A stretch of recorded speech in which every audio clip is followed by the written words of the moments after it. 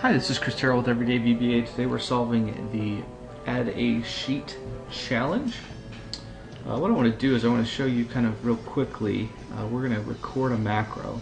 Okay, so we're going to start this recording macro. We're going to name this record macro. Now notice I'm in split screen, so you can go Alt F11 to get your window open. So we're going to go ahead and record a macro. I need to make sure that there's no space there. We're going to go like that. I'm going to right click. I'm going to insert. We're going to insert a worksheet. And now you'll notice it came in here and it added that worksheet.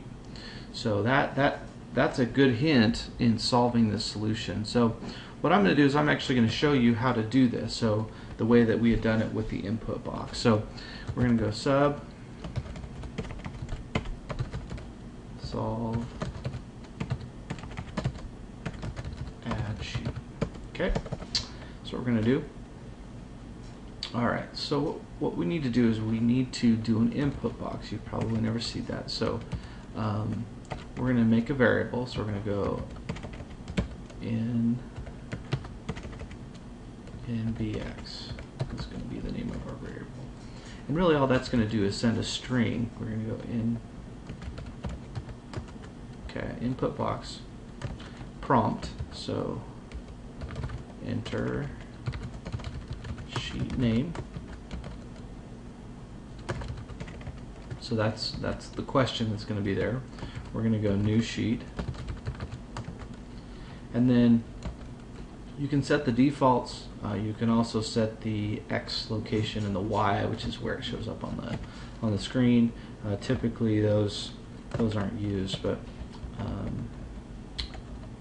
there we have it right there. So what we're going to do is we're going to go sheets.add.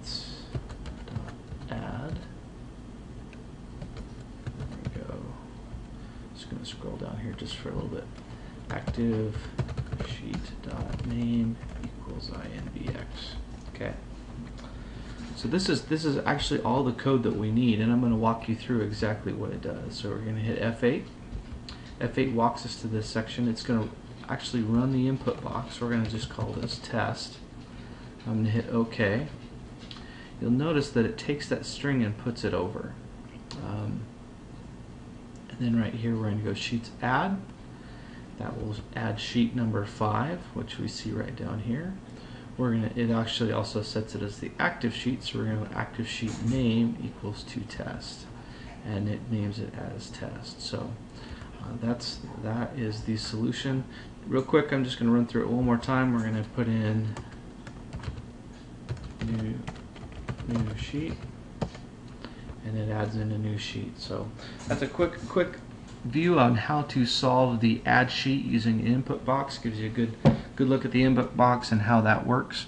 Now this isn't foolproof because it actually will error out. So for example, if we hit F5 and we just hit enter, it is going to give us an error because you can't have a sheet name that's not named anything.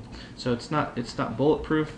One way we could actually get around that is you would use on error resume next. So what I'm going to do is I'm going to throw that in. Resume next. Now I'm going to go ahead and stop my code up here. I'm going to hit F5. I'm just going to hit enter, and what it's going to do is it's actually going to add sheet 8, but it's not going to add it with a name because the name returns an error.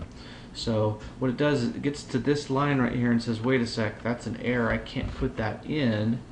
Oh, if it's an error, I'm just going to go to resume next, which is my next line, which is the end of the sub. So that's the solution. One last thing I almost forgot. I want to show you how to make a button to tie a macro to it. So we're going to go insert. This a little bigger here so we can actually see what we got here. So we're going to insert a shape. We've got a shape here. Okay, that shape comes in. You can add text, etc. But all you want to do is you assign a macro to it. So you assign a macro to solve add sheet, and we click on that button. Stop we need to stop our recorder. That's funny, I kept my recorder running so it actually recorded all this. So first we need to do is stop that. What we're going to do is we're going to stop. I'm going to press that. It's going to do this, and then we go next, and it opens up that next sheet. That's the solution. It's a lot of data there. Hope you enjoyed that. That's a good solution. You'll use the input box. It's very, very, very useful. Hope you enjoyed. Thanks again for watching this video. Please subscribe to the EverydayVBA YouTube channel. Please join the VBA community at everydayvba.com, and most importantly, learn VBA.